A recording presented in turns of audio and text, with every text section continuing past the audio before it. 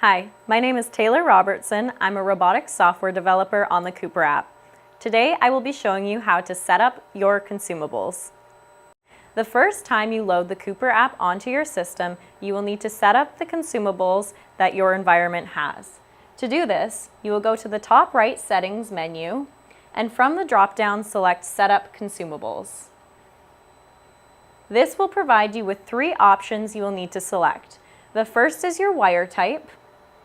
For this system, we are using solid L59. The next selection will be your wire size. This drop-down will provide you the wire size available for your selected wire type. For this system, we are using 0.45-inch wire. The final selection will be your gas type. This will provide the available gas mixtures provided for your selected wire type and size.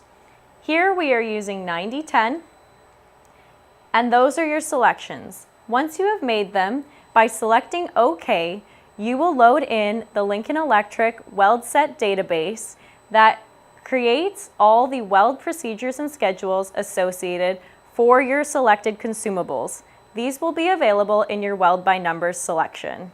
And that is how you set up your consumables.